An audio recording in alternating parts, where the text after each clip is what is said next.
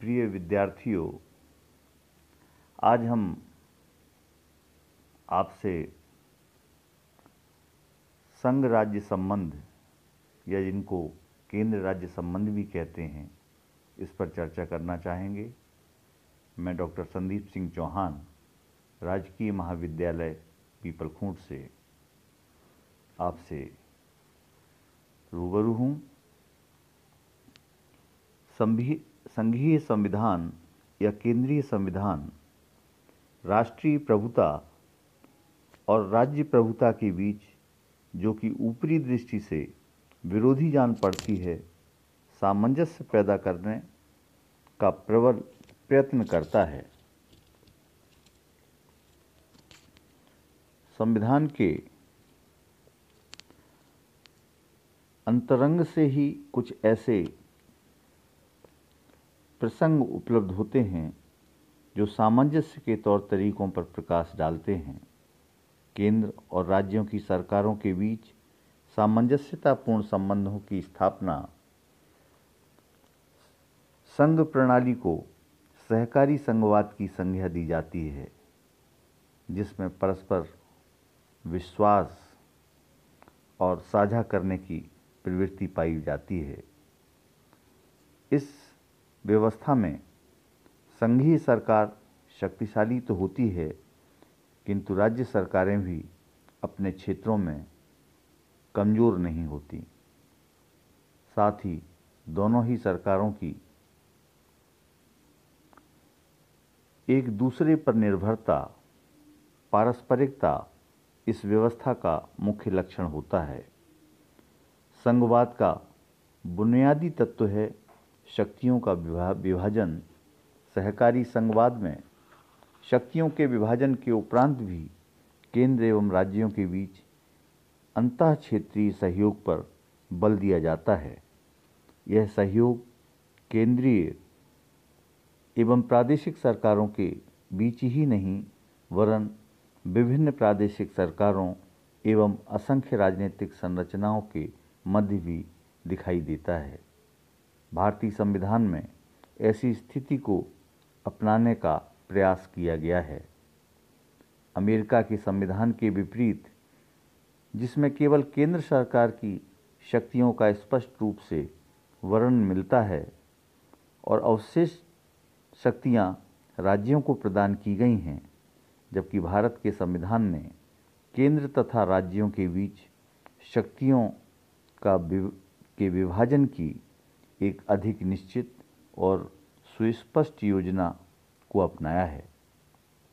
संविधान के आधार पर संघ तथा राज्यों के संबंधों को 3 भागों में विभाजित किया जा सकता है, जैसे केंद्र यानी कि संघ और राज्यों के बीच विधायी संबंध, जो कानून से संबंधित होते हैं, कानून निर्माण से संबंधित होते हैं, और दूसरे नंबर पर केंद्र और राज्यों के बीच प्रशासनिक संबंध, और तीसरा केंद्र तथा राज्यों के बीच वित्तीय संबंध। संघ सूची में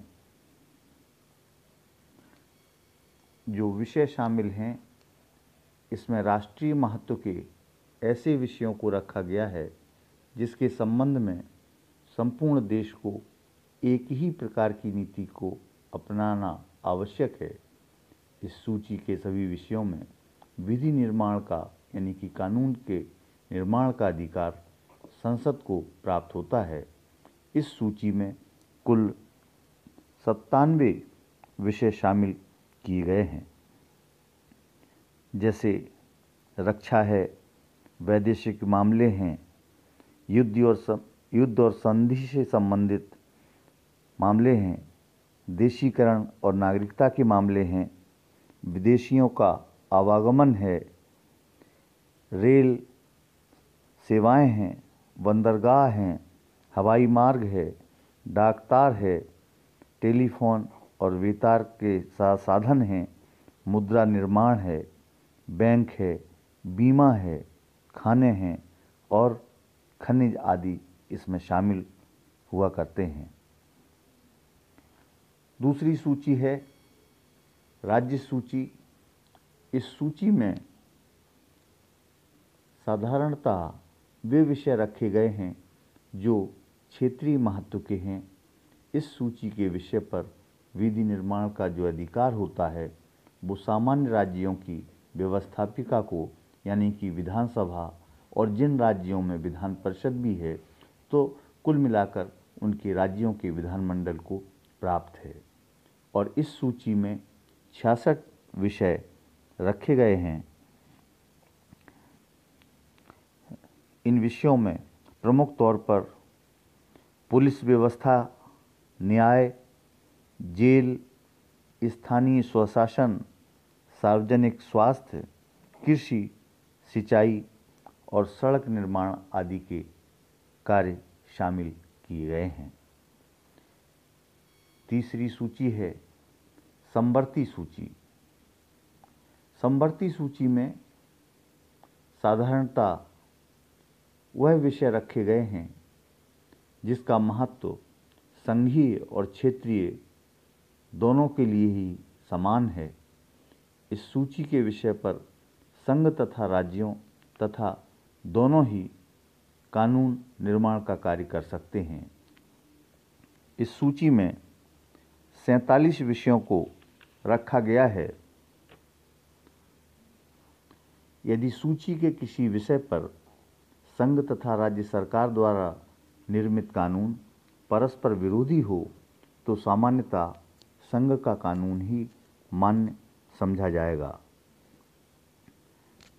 ऐसा इसलिए किया गया है कि किसी भी स्थिति में केंद्र मजबूत होना चाहिए और राष्ट्रीय एकता और अखंडता के लिए वह उपयोगी होना चाहिए और राष्ट्रीय एकता पर किसी भी प्रकार का विपरीत प्रभाव नहीं पड़ना चाहिए। इन 47 विषयों में से जिनमें से कुछ विषय प्रमुख हैं वो हैं फौजदारी, विधि तथा प्रक्रिया। फौजदारी को क्रिमिनल भी कहते हैं, आपराधिक मामले। विधि तथा प्रक्रिया, निवारक निरोध, विवाह और विवाह विच्छेद यानी कि तलाक, दत्तक और उत्तराधिकार, कारखाने, श्रमिक संघ, औद्योगिक विवाद, सामाजिक सुरक्षा और सामाजिक बीमा, पुनर्वास और पुरातत्व, शिक्षा और वन आदि ऐसे विषय समवर्ती सूची में शामिल किए गए हैं।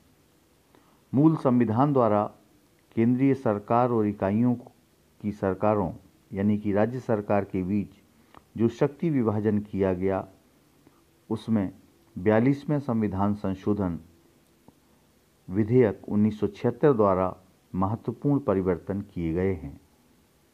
इस संवैधानिक संशोधन द्वारा संघ सूची के 4 विषय शिक्षा, वन, वन्यजीव जंतुओं और पक्षियों का रक्षण और नापतोल समवर्ती सूची में कर दिए गए और समवर्ती सूची में एक नवीन विषय 20 का जनसंख्या नियंत्रण और परिवार नियोजन भी जोड़ा गया है।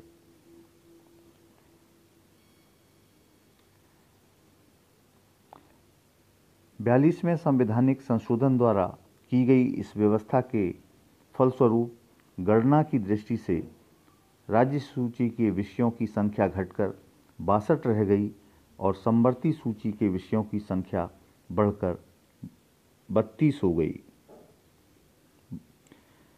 52 हो गई। लेकिन यह स्थिति मात्र गणना की दृष्टि से है। संविधान के उल्लंघन के अंतर्गत गणना की तुलना में अधिक महत्व संवैधानिक दृष्टि का होता है। संवैधानिक दृष्टि से आज भी संघीय सूची, राज्य सूची और समवर्ती सूची के विषयों की संख्या क्रमशः 97, 66 और 47 ही बनी हुई है। समवर्ती सूची में जो विषय बढ़ाए गए हैं उनका उल्लेख संविधान के संशोधित अधिकृत पाठ में इस प्रकार है। 17 का वन यानी कि फॉरेस्ट से संबंधित, 17 खा यानी कि वन्य जीव जंतुओं और पक्षियों का संरक्षण, 20 का जनसंख्या नियंत्रण और परिवार नियोजन, 25 का शिक्षा, 33 का बांट और नापतोल। इसी प्रकार राज्य सूची से विषय क्रमांक 19, 20, 29 और 36 निकाल दिए गए हैं, लेकिन इससे राज्य सूची के विषयों की क्रम संख्या में कोई परिवर्तन नहीं हुआ है।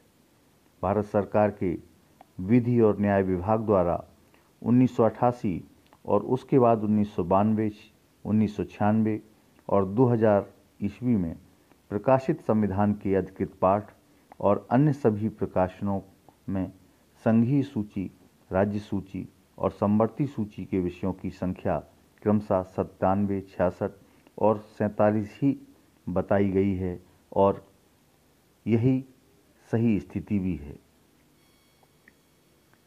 राज्य सूची का कोई विषय किस प्रकार से राष्ट्रीय महत्व का हो तो संविधान के अनुच्छेद 249 के अनुसार राज्यसभा अपने 2/3 बहुमत से यह प्रस्ताव पारित कर लेती है कि राज्य सूची में उल्लेखित कोई विषय राष्ट्रीय महत्व का हो गया है तो संसद को उस विषय पर विधि निर्माण का अधिकार प्राप्त हो जाता है। यह केवल 1 वर्ष तक रहता है।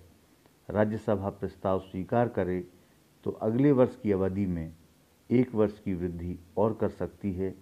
इसकी समाप्ति हो जाने के उपरांत यह 6 माह तक प्रयोग में आ सकता है।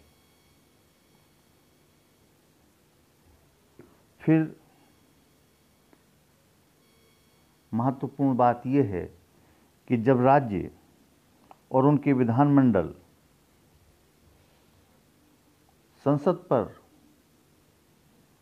यह इच्छा भेज देते हैं कि उनके कानून निर्माण की प्रक्रिया संसद के द्वारा होनी चाहिए, तो राज्यों के विधानमंडलों द्वारा इच्छा प्रकट करने पर अनुच्छेद 252 के अनुसार यदि 2 या 2 से अधिक राज्यों के विधानमंडल प्रस्ताव पास कर देते हैं और यह इच्छा व्यक्त करते हैं कि राज्य उन्हीं विषयों पर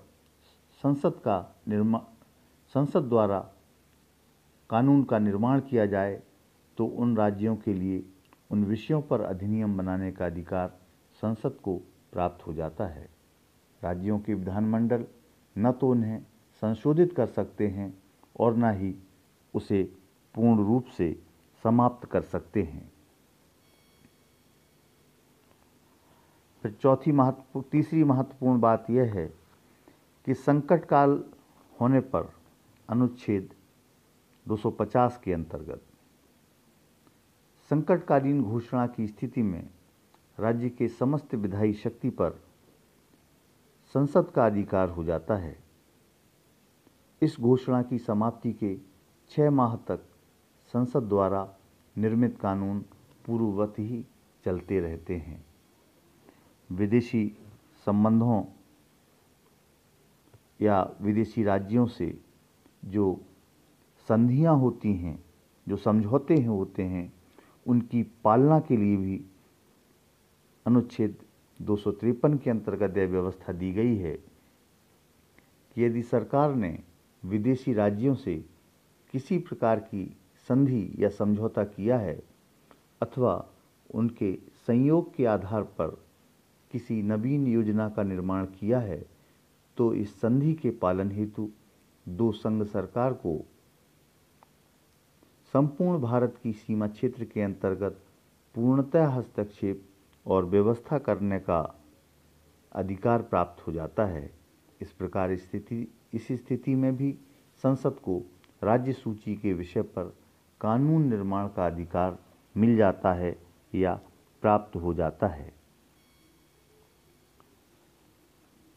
5वीं महत्वपूर्ण शक्ति है कि जब राज्य में संवैधानिक तंत्र विफल हो जाए। अनुच्छेद 356 के अंतर्गत यदि किसी राज्य में संवैधानिक संकट उत्पन्न हो गया है तो राष्ट्रपति राज्य के विधानमंडल के समस्त अधिकार भारतीय संसद को प्रदान कर देता है।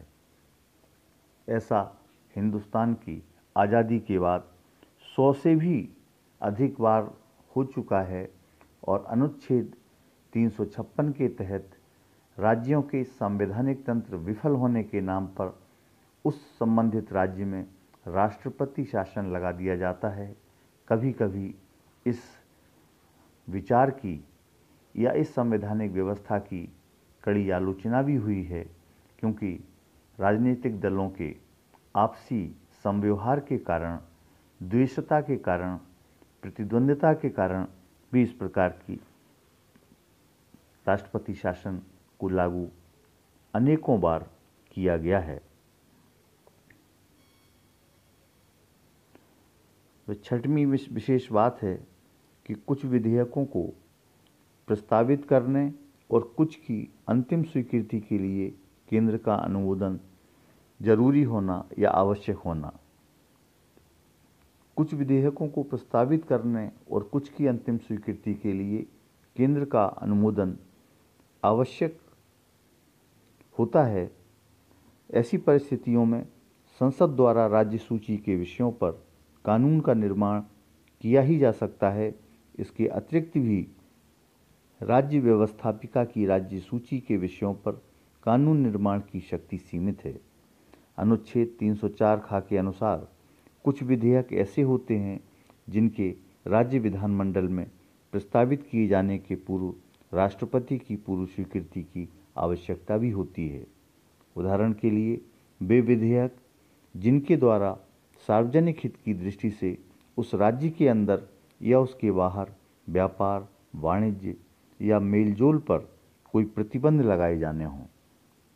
अनुच्छेद 31 गा के अंतर्गत राज्य सूची के कुछ विषयों पर राज्यों की व्यवस्थापिकाओं द्वारा पारित विधेयक उस दशा में अमान्य होंगे, यानी कि मान्य नहीं होंगे, यदि उन्हें राष्ट्रपति के विचारार्थ न रोके रखा गया हो और उन पर राष्ट्रपति की स्वीकृति प्राप्त न कर ली गई हो। उदाहरण के लिए किसी राज्य द्वारा संपत्ति के अधिग्रहण के लिए आमतौर पर ऐसे कानून बनते हैं। संपत्ति के अधिग्रहण के लिए बनाए गए कानूनों या समवर्ती सूची के विषयों के बारे में ऐसे कानूनों जो संसद के उससे पहले बनाए गए कानून के प्रतिकूल हों या उन पर जिनके द्वारा ऐसी वस्तुओं की खरीद और बिक्री पर लगाया जाने वाला हो जिन्हें संसद ने समाज के जीवन के लिए आवश्यक घोषित कर रखा हो। ऐसे विधेयकों के मामले में राष्ट्रपति की स्वीकृति नितांत आवश्यक होती है। केंद्र के द्वारा इन संवैधानिक प्रावधानों के आधार पर व्यवहार में भी अपने आप को शक्तिशाली बनाए जाने का कार्य किया गया है। उदाहरण के लिए 1954 में तृतीय संवैधानिक संशोधन के आधार पर समवर्ती सूची के विषयों में वृद्धि की गई थी, जिससे कि खाद्यान्नों के अभाव में उत्पन्न स्थिति का सामना करने के लिए केंद्रीय सरकार आवश्यक कदम उठा सके।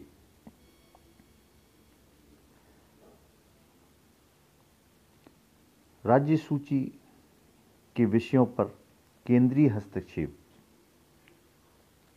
राज्यों द्वारा आमतौर पर यह भी शिकायत की जाती रही है कि केंद्र उद्योग, व्यापार एवं वाणिज्य जैसे विषयों पर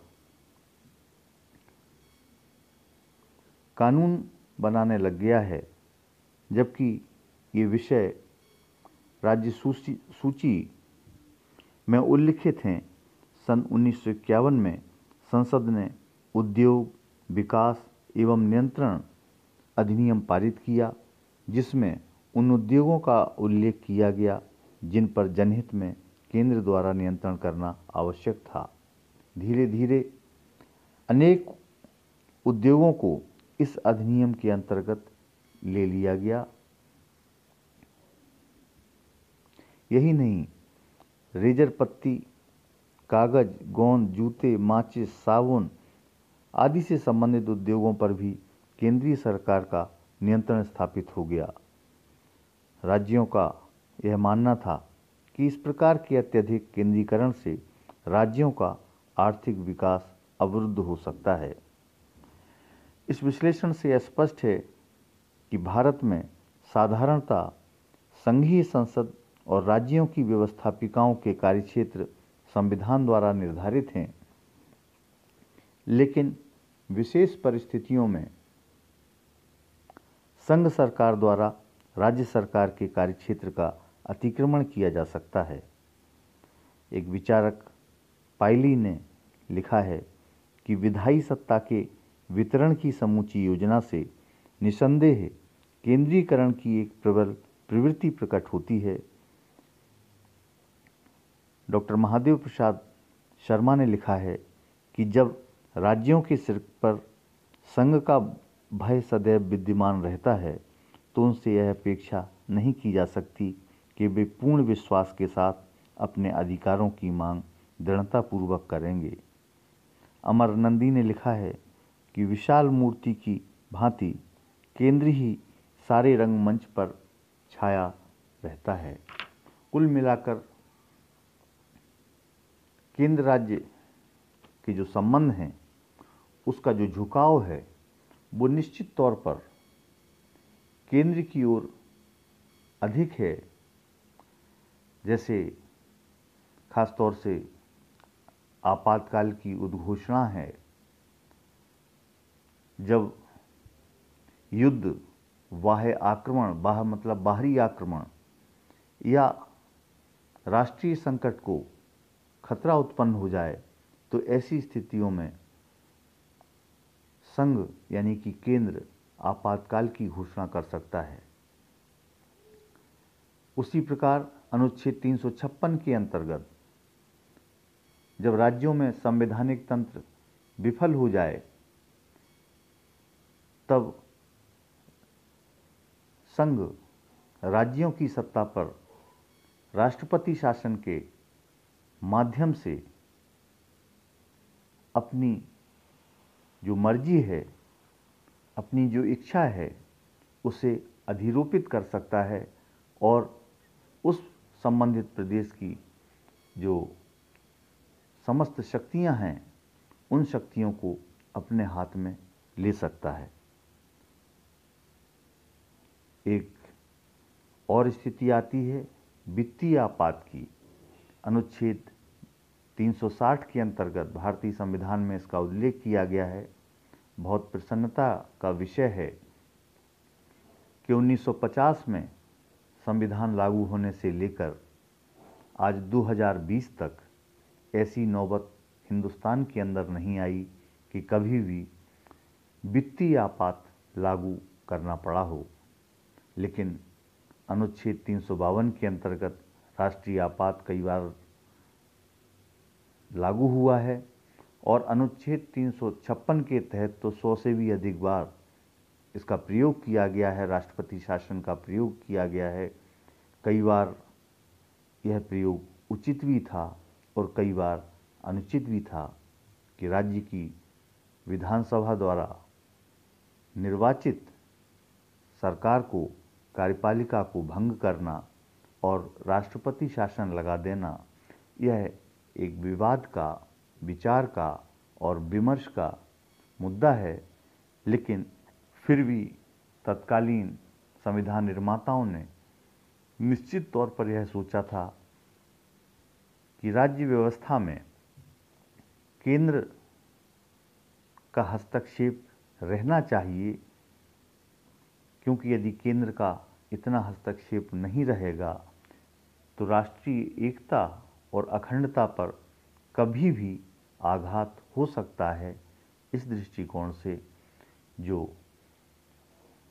संघीय शासन की अवधारणा है, राज्यों के अधिकार हैं, वह परस्पर समन्वय पर निर्भर करते हैं और अभी तक ऐसा कोई महत्वपूर्ण पड़ाव नहीं आया जब लगा हो कि राज्य और संघ के बीच इतने मतभेद हो जाएं कि वह राष्ट्रीय एकता की दृष्टिकोण से बाधक बन जाएं या उनकी राह में रोड़े बन जाएं। कुल मिलाकर राज्य व्यवस्था ने इन सब का समन्वय अपनी लोकतांत्रिक प्रक्रियाओं के माध्यम से किया है और करने का प्रयास लगातार जारी है। बहुत बहुत शुक्रिया। यदि आपकी कोई क्वेरी हो, कोई जिज्ञासा हो, कोई मत हो, वह आप सोशल मीडिया के किसी भी माध्यम से ज़रूर व्यक्त करें, आप अपनी टिप्पणी करें। अभी मैं देख रहा हूँ कि व्हाट्सएप पर, मेरे फेसबुक पेज पर लाइक लोग कर रहे हैं, लेकिन आपको लाइक नहीं करना है, आपको अपनी जिज्ञासा भी व्यक्त करनी है, आपकी जो क्वेरीज हैं उनको भी पूछना है, और आप किसी भी माध्यम से हमसे कभी भी संवाद कर सकते हैं। बहुत बहुत धन्यवाद।